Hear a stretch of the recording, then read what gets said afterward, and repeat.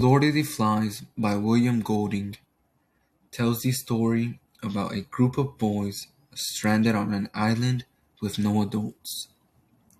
At first, they try to make rules and work together, but fear starts to take control. The more the boys are afraid, the more the boys stop being civilized. The novel shows how fear and the instinct of people can cause a whole society to fall apart.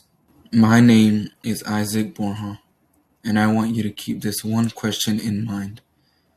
What would you do if you were stuck on a deserted island with no adults and no rules?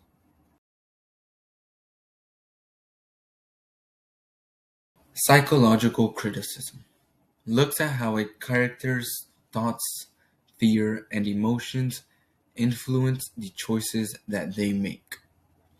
Instead of focusing only on actions, this approach examines what is happening inside of the character's mind. In Lord of the Flies, the boys' fear and loss of self-control causes them to act violently, showing how the human mind can lead people to make bad decisions.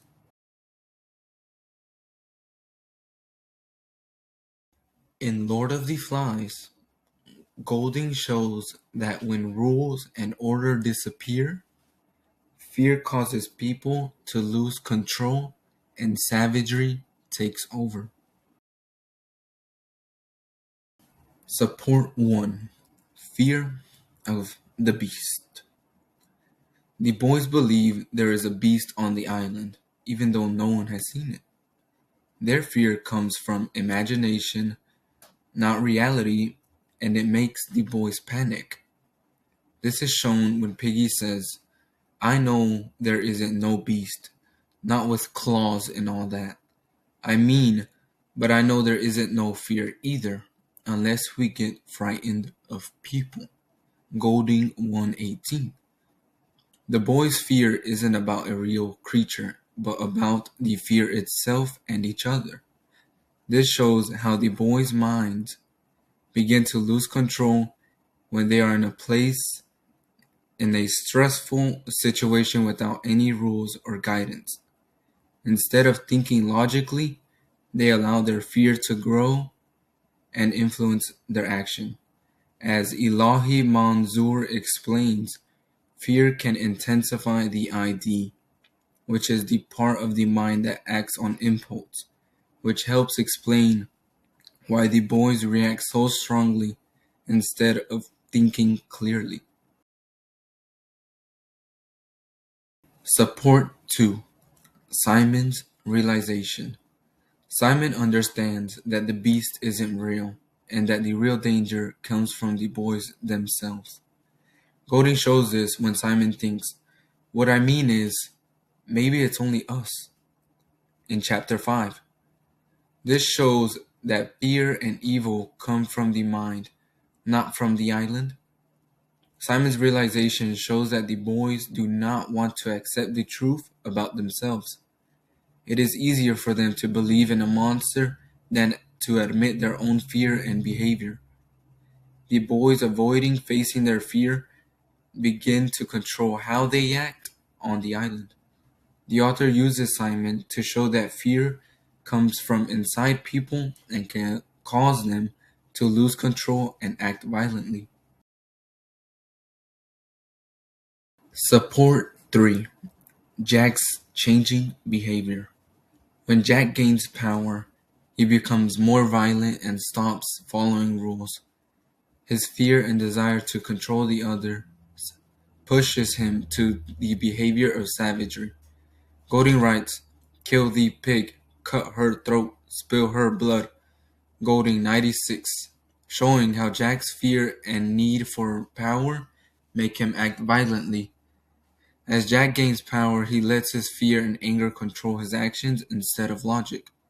He stops caring about the rules because they limit his control over the others. Yelling about killing the pigs shows how he encourages violence and spreads fear to the rest of the boys. Researchers like Stein say that when a group is scared, A leader can make that fear spread to everyone, which is exactly what happens with Jack and the other boys. When fear takes over the mind, people can lose their self-control and turn savage.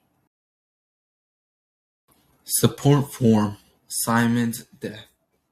During a storm, the boys mistake Simon for the beast and kill him. Fear and the crowd's behavior take over, making them act violently.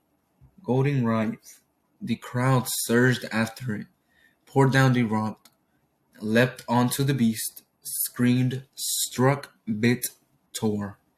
Golding 219.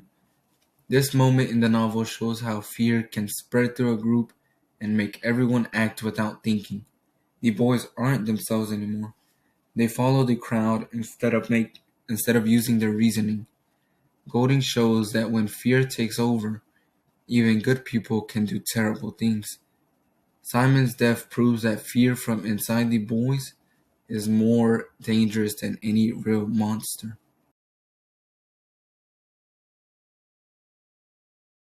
Support 5. Ralph at the end of the novel. By the end of the story, Ralph breaks down and cries because he realizes what fear and savagery have done to the boys' society and innocence. Golding writes, "Ralph wept for the end of innocence, the darkness of man's heart, and the fall to the air of the true wise friend called Piggy." Golding 290. This quote shows how the events on the island have affected Ralph and how fear and violence can destroy people's sense of right and wrong and order. Ralph's reaction shows that fear and violence don't just affect people's action, but they also leave an impact on the mind and even emotions. He understands that even when people try to do the right thing, fear can make them act badly and hurt others. The author uses Ralph's breakdown to show that losing control to fear can destroy someone's innocence and friendship.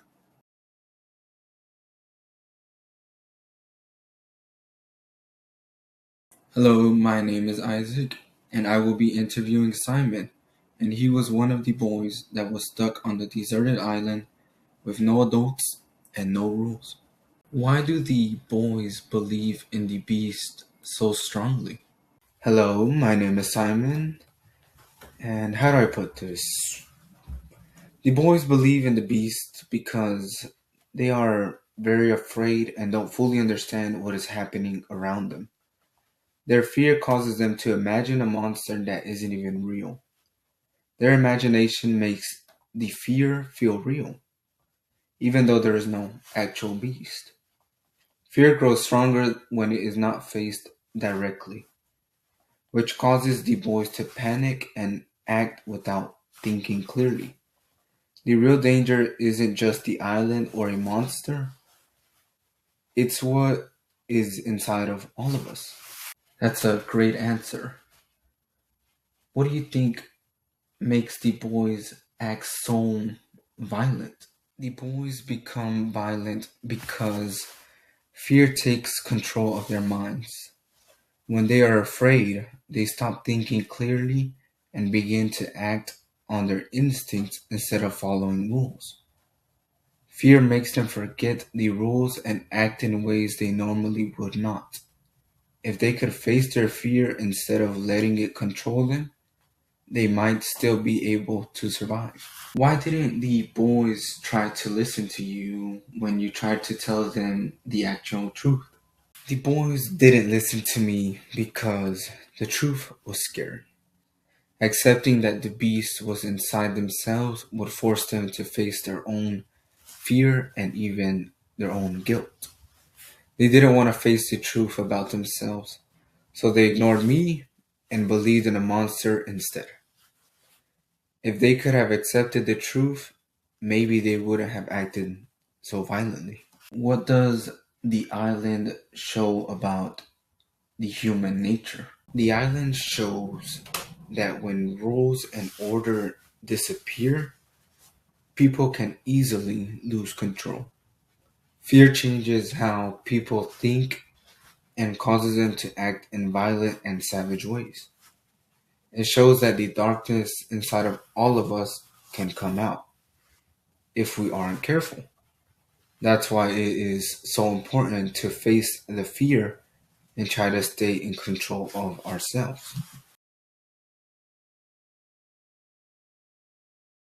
Outside connection.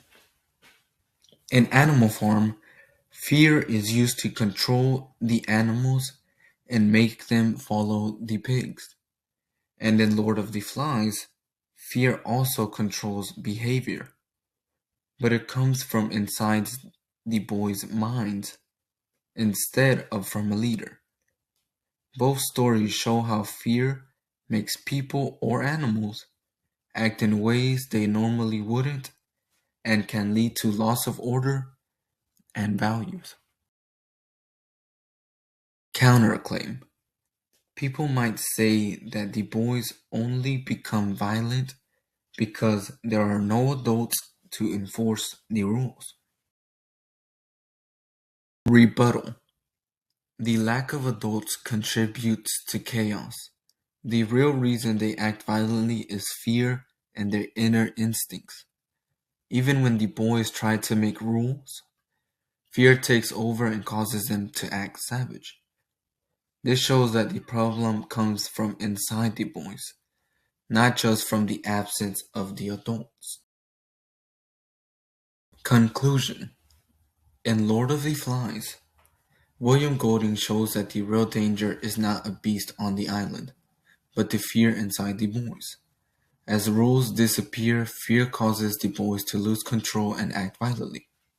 In characters like Simon, Jack, and Ralph, the reader sees how fear can destroy order, innocence, and even friendships. Even though the boys try to do the right thing, fear takes over their actions.